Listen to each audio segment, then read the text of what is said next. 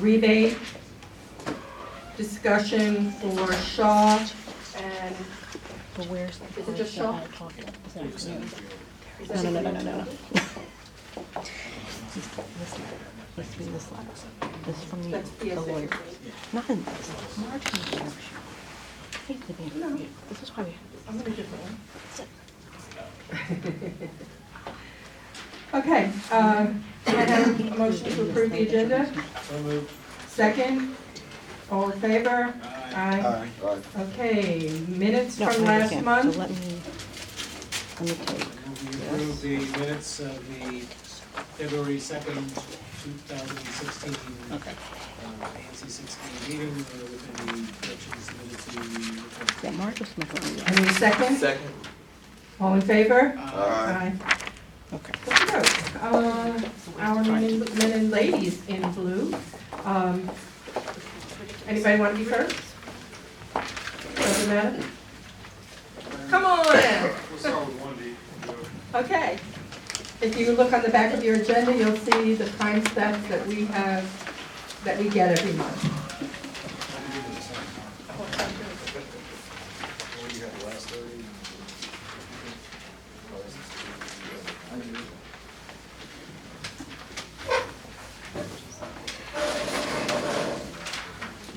Probably close, it's close enough. Okay, you're good. All right, hi everybody, I'm Sergeant Martello from 1D. PSA 103, so primarily Citizen Quarter and that area around there. I'm just gonna go over the 30-day versus last year, same 30-day. Homicides, we're up one, we had 0 last year, 1 this year. Sex abuse is 0, 0, same. ADW, we're down, we had 7 at this time, but during this time period last year, we're down to 0 this year. Robberies are the same, 3 to 3. Down. Burglaries, 5 to 2, so we're down a little bit. Stolen autos, we're even. Thefts from auto, we're up a little bit. We're up 21% from last year for this time. Thefts were up a lot, so it looks like property crime is the biggest problem right now. And then year to date, let's see, we're up 2 homicides from last year, 0 last year too. ADWs were down 11 to 3. Robberies were up a little bit.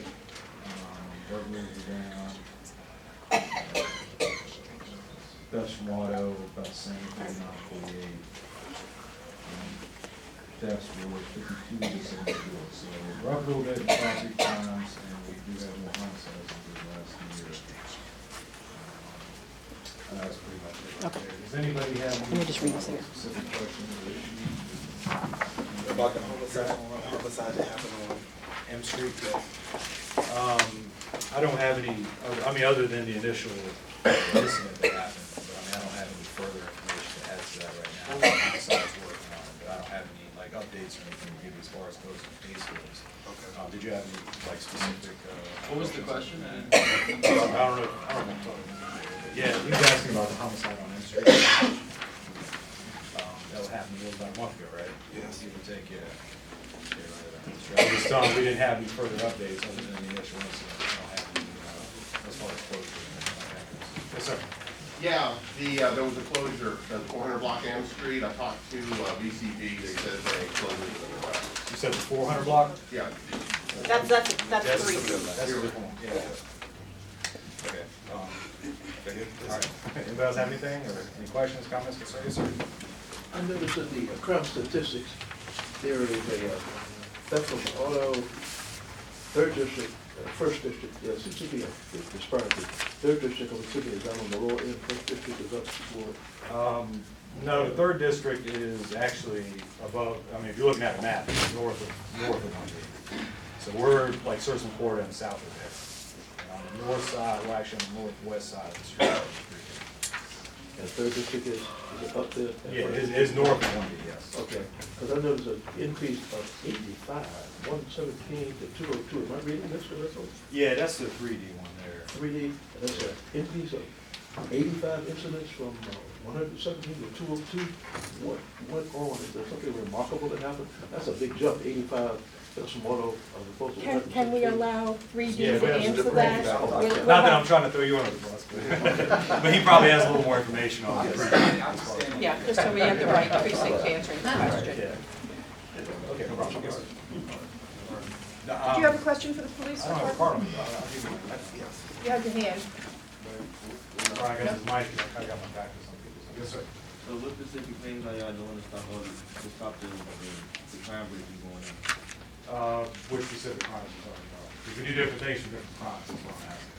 I mean, like, just in general. Well, like I said, we've got mountain bike units out there, we've got crime suppression team, we have our NSID people out there, which are another one. We got a lot of different things to address different crimes. Property crimes, mountain bike guys will address a lot of that, because they can kind of go, creeping through the alley, so to speak, catching people in parking lots, breaking into cars, doing that sort of thing. The homicides are a little tougher. We have a violent crime branch. They do obviously the investigation portion of that. NSID, they focus a lot on the drugs and stuff like that, which kind of go hand in hand with the homicides usually. Not always, but a lot of them are drug related, so that kind of helps close those kind of things. So like I said, each crime is kind of a different animal all to itself, so we kind of have different tactics for each one. So that's why I was asking you specifically. So that's, basically the three things that we use for those things. So I was saying, you have anything other? I'll address one thing. I don't know where you live, sir, but in the Mount Vernon Triangle area, we have decided to come out with both an emailogram to everybody in the neighborhood as well as paper copies to talk about walking down the street, texting, walking down the street on your phone, because the majority of these crimes are people's phones getting snatched, they're not paying attention, and they're doing this, and a bunch of kids come around and they zip off with the And that actually goes, that's considered a robbery. When you snatch somebody's property from their person, from their immediate control, whether it be by force, or you take it run, or you use a gun, or whatever it is, it's all comes under the robbery statute, so those are all considered robbery. So that is a very good point. A lot of people just don't pay attention to, like you said, on the phone or whatever. When somebody sees it, they see the opportunity. especially, excuse me one second, especially ladies, when you're sitting in an outdoor cafe, you need to make sure that handbag is attached to you somehow in between your knees and your legs. Don't hang it on the back of your chair and think it's going to be there when you leave. It may not be. I mean, it's so simple for somebody to walk by and just snatch that whole bag away, which is why I'm saying we're going to be sending out some written and email information, because the same thefts and things that happen every month are related to phones, outdoor cafes, people not watching. Last week, around the corner from my house, somebody left their handbag in the car, but they thought it was safe in the front seat. And they thought it was safe because they locked the car when they got out. Well, I can tell you in 2 minutes that window was broken and that purse was gone with, I don't know how much money she had, but 8, 10 credit cards and a whole bunch of other stuff. So, people just don't pay any attention and they don't think. So we're going to be in my neck of the woods, we're going to be bombarding people with information. To add on to that, even if it's not your purse, like even if you just leave an empty bag back there, or an empty box, they'll break into it just because they think something might be in there. So then you have a broken window, and that kind of thing. So I wouldn't do anything that looks like it might So just actually, these are youth from the Capital Garden Youth Challenge Academy, and they came out tonight to kind of do their civic duty and kind of understand the processes. So I commend him for asking the question, because of course, as you see all of the crimes that are happening, first, the question would be, is it youth-driven crime? And if possible, they want to be able to position themselves to work closer with MPD to see if they can do outreach and educate young adults on a second chance and being able to attend, an academy like where they want. So I work with them. So we're with the Capital Garden Youth Challenge Academy, and we work with youth ages 16 to 18 years old that are on the verge of creating crimes or just, disengaged from high school and not really going the right path. So I commend him for that question. Well, thanks for that, I'm glad y'all getting involved. Excellent, thank you, sir, we'll see you next month. For your information, there is an MPD program for high school students who do not have any arrest records called the Cadet Program, and they take high school men and women, and they pay them and train them and get them ready to go to the academy. It's something you might want to look into because they start them at $20,000 in high school, and then by the time they finish the academy, they're making $50,000 as a police person. If you're interested in more information, I will give you my information, and you can get in touch with me, and I'll put you with the right person at MPD. Thank you. Yes. Doesn't the entity for that program, doesn't it helps you get certain college credits too, right? Yes, they will pay your way through college. So this is a terrific program if you can get, if you meet the qualifications. And I think the only qualification is you have to be in an accredited high school and you can't have a criminal background. Right. So you can check that and we'll give you some information. Thank you. Officer Berlin, how are you this evening? Great, how are you doing? Good, thank you. I'm Officer Berlin. I'm patrolling PSA 308, which is bounded by New Jersey Avenue on the east, New York Avenue in the south, on the west 9th Street, and to the north R Street. Basically, what we're experiencing right now is counterintuitive to what's going on in the rest of the city. We have a decline in violent crime in PSA 308 and a dramatic increase in property crime. Citywide, we're up 41% in robberies and 29% in violent crime. PSA 308, we're just seeing mostly property crimes, and that's two things: thefts from auto and thefts. People, going into convenience stores, things of that nature, stealing a water or some candy or things of that sort. So that to address your question about property crime, it just seems for the winter time we're experiencing a lot of thefts from auto. Usually that's a summer phenomenon, but we're getting it a little bit earlier this year. The good news is violent crime is down from last year.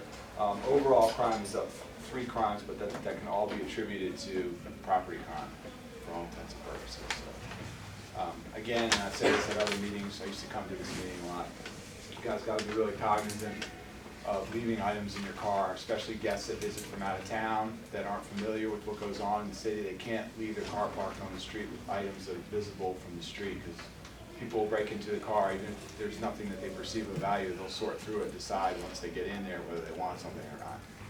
Okay? Does anybody have any specific questions about anything going on in PSA 308? Any of you guys that live in Shaw? Well, there is a gentleman, looks like he's about 45, 50 years old, bald-headed, long mustache. It's not really a crime because people Right. are willingly giving up their cash. But just to let the people know what's taking place, he's knocking on the doors of homeowners, letting them know he's been robbed, mugged, he needs cash to get on the metro. People are giving him $60, $70, metro cards, and he's a con man. He's been seen as far east as 4th Street and as far west as 9th and S. Could you give me the description of him again? The picture I saw on the neighborhood blog was he was bald-headed, looked like about 45 to 50, with a blonde, thick mustache. He's a white guy? He's Caucasian, yes. So just to be aware that he is out there, but it's not a Does he crime. appear homeless, or does he appear like he's... From the picture that I saw, he looks like a regular person. Okay. But he's giving a sad story, and people are believing him. Right. They're giving up their cash. Has there been any changes in the loitering at the 7th and P bus stop? And I take the bus and, I don't get on there, but I get before there. Here's the issue. I know Martin is keenly aware of it, because I see the correspondences that Martin sends to the powers that be that are way above my pay grade. We move them along. They're gone for an hour or so. We go on an assignment. We're tied up for an hour or so, and they're all back in the same spot. There's one of the big issues with the 7th and P bus stop is loitering in and of itself, as you know, is not a crime in the District of Columbia. we can ask nicely for them to move along, and sometimes they do so agreeably, other times, you know, they give us a little pushback. That property itself is owned, from my understanding, by the Metro Transit people. And, you know, if Martin wants to chime in anytime, feel free to do so, but that's been an ongoing thorn in our side for a long, long time. And without our undercover presence anymore, it's hard for us to really police that the way it used to be policed. Why is So, there? we don't have undercover vice in the districts anymore, so they were able to make arrests at that area. I mean, it's a challenge that we're all facing right now, so. And as I said, we do our best to try to move them along as we can. Obviously, I'm not here every day to do it. When I'm there, I try to, you know, work with my fellow officers and try to clean up that area, but it seems like it's a never-ending battle. They don't work, they just sit there and set like, where do they live? Some of them are homeless, some of them are neighborhood guys that actually have residences in the area, and that's their social club. And there's a fine line between allowing, you know, people to enjoy the outside, and as Martin said, there are legal activities going on there, which, you know, a lot of times we don't see because we're not there. They're not going to do it right in front of us necessarily, and then when there's passersby that see it, that they inform, you know, the powers that be, Martin being one of them that gets a lot of the email feedback from the citizenry in that area. And then when we respond, of course, we don't find anything, or they've left the scene, and so it's a struggle. Do you want? Well, it's not just a social club. There was at least one heroin arrest there last fall or summer. And whenever I pass by and I have time just to sit, I have 10 minutes, I sit down there. And people will come by and say, I'm not going to do it. Right. They're obviously doing things that are illegal. Right. And we need someone who's not in a uniform to go over there and catch them. Right. And, you know, I'm not a fan of throwing people in jail, because it's not doing any good to anyone. Right. And it costs us about $100,000 per person for a year putting someone through the system. Right. Which is ridiculous. Right. But that's what it costs. I'd rather just get rid of the drugs, push them along, because there are seniors and kids who use that bus stop and they won't even be able to sit down when those guys are out there. We've had some success in the past, and I know that when I was patrolling a bigger area and was able to kind of do a little bit more than I am right now because I'm confined to certain parameters, we were able to keep, and you can probably back me up on this, we were able to keep that area relatively straight during the summer months. It's gotten out of control again, but I'm all over the place. One day I'm on New Jersey Avenue, and I've told you this, and one day I'm, you know, in the upper end of the PSA, so, you know, obviously I'll talk to my fellow officers about that, but it really takes a lot of babysitting, unfortunately. And you've got to go by there every 10 minutes and move them along and say, hey guys, you know, enough of this, you know, don't harass anybody who's walking by, so forth and so on. So we're aware of it, and obviously, you know, we're not trying to make excuses. We want to try to do the best for you all. But I tell you, and I've said this before at these meetings, the squeaky wheel gets the grease. You've got to let the people know above me what's going on, what your expectations are as citizens and so forth, because that's a big help to us to get the right people focusing on that area to clean that up, clean that mess up. Question. We're 3 months away from the anniversary of the killing of Tammy Bliss. Are we planning at this present time to put a tent back up early spring? That would be something that you'd want to address with my lieutenant, Okay. Lieutenant Pierce. I can't speak for her. You know, I can reach out. and again, community input. Unfortunately, me saying something to somebody upstairs doesn't necessarily get the result that you desire. So it's got to come from, especially the people sitting up here.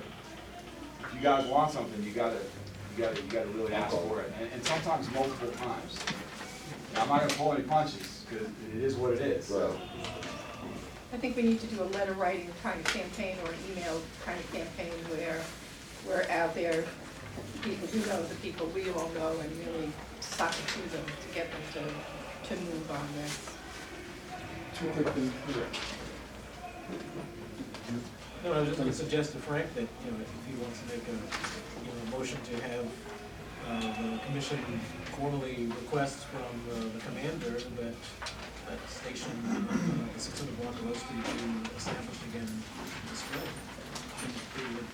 get the support of the majority of the commission. I want to move that ANC 6E draft a letter requesting that a tent be placed on the O Street between 6th and 7th Street, and forward that request to Lieutenant Pierce and the fire district. I mean, this is crazy, but couldn't we do it right at Seventh and P where the problem is? Put the tent where the problem is. So the problem last year. Two different, oh, The okay. one thing that I would say, and the location where the other tent was, at least from my personal opinion and my experience in that area, was a very good place for that tent to be, because you have a vantage point of that entire corridor where everybody's hanging out, doing the summer barbecues. There's a lot of alcohol consumption going on that street, especially late at night, after the evening pours over between, let's say, midnight and 3 in the morning. It's party central there. It's a great spot for it. Because during the summer, when that tent was there in full operation, there was little or no incident after that. It was put in place. So, Has there been incidents since then in that area? no. That's why I want to move before something happens. As soon as the The weather. Seventh and P issue You're gonna is separate it's a completely different animal, and the type of, at least in my opinion, the type of policing that we need to go on there.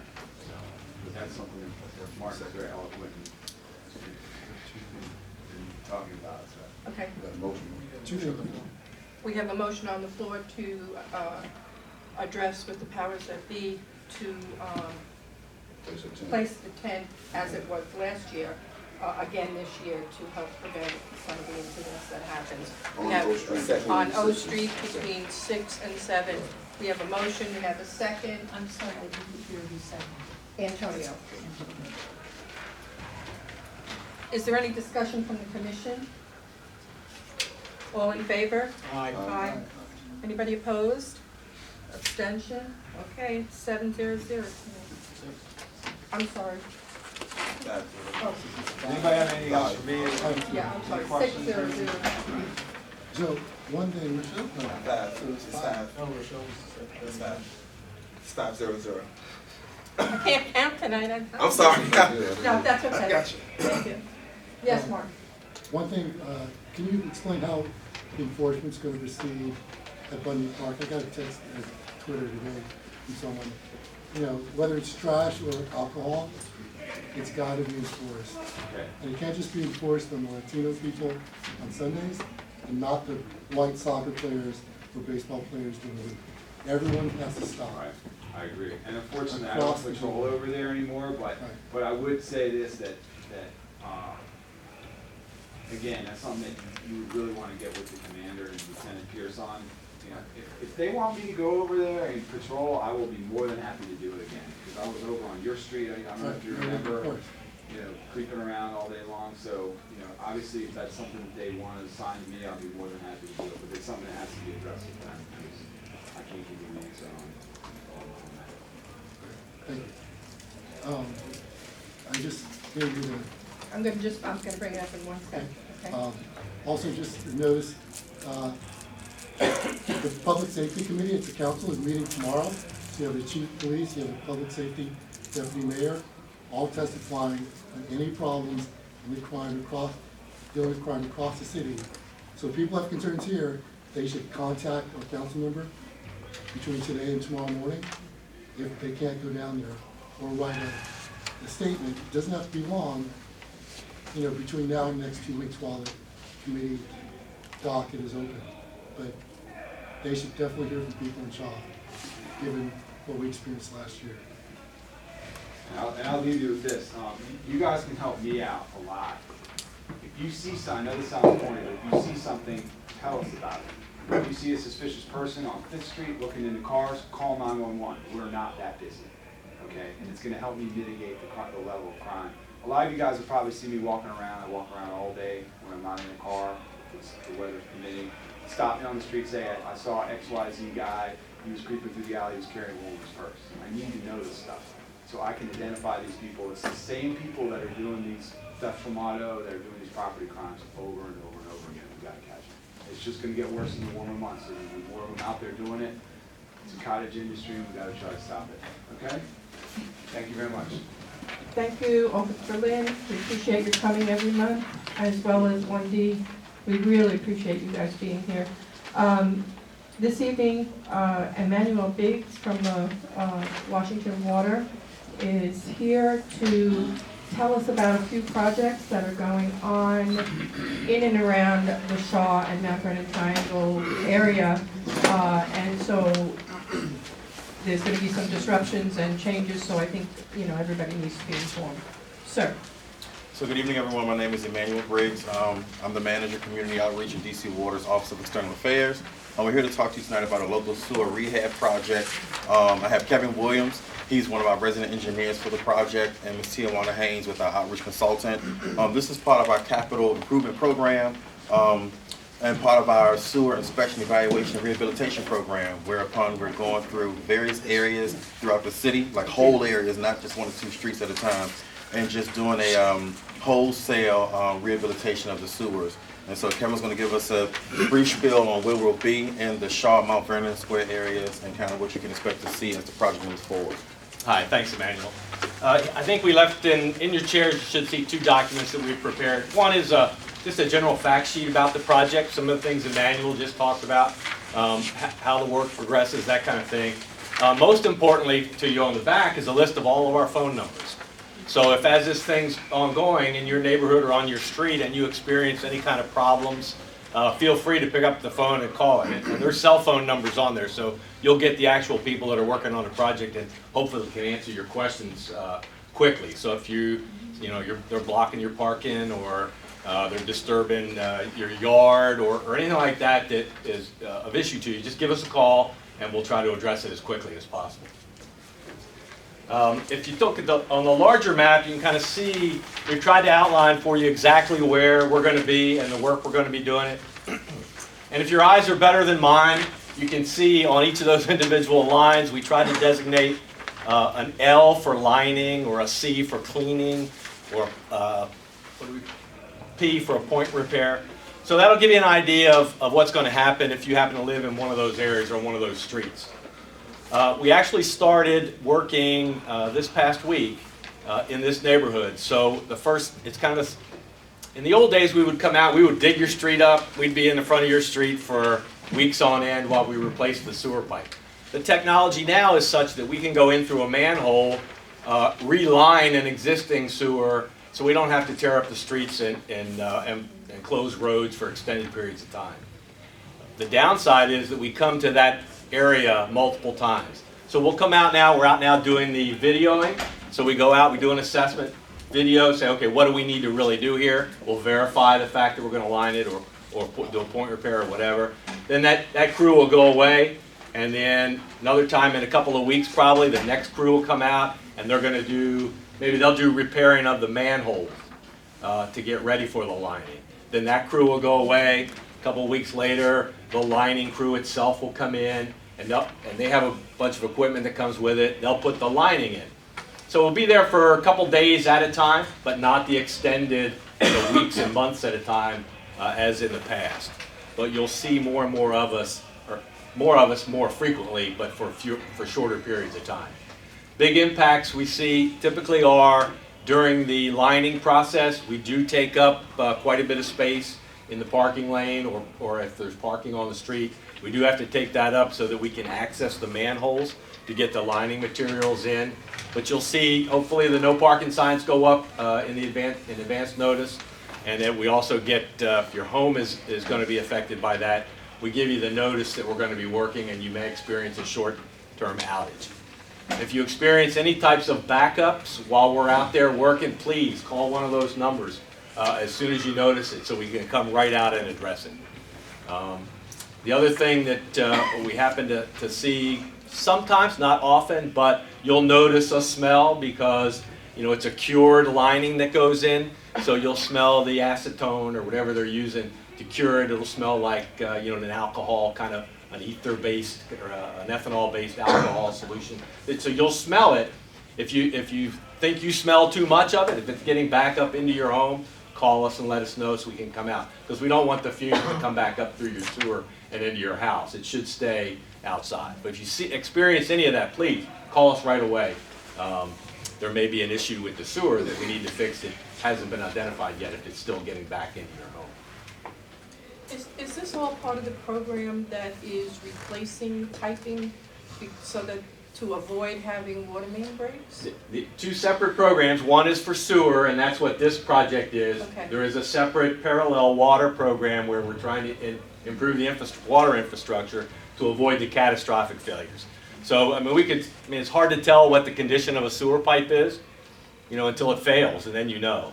But if you wait until it fails, then you impact, hundreds of people at a time, as opposed to an individual house, as if we can do it proactively and do it before it fails, like we're trying to do. But they have a similar program for the water distribution system, and if I remember my numbers correctly, they're trying to do 1.5% of all the pipes each year. So over about a 75-year period, you ultimately get them all replaced. But yeah, exactly. But two parallel programs, one for sewer, one for water. Okay. Any other questions? Sure. Yeah, just out of curiosity, with the lining, is it so thin that it's negligible, or does that lining eventually decrease the diameter of the sewer line? It will clearly decrease your cross-sectional area of the pipe when it goes in.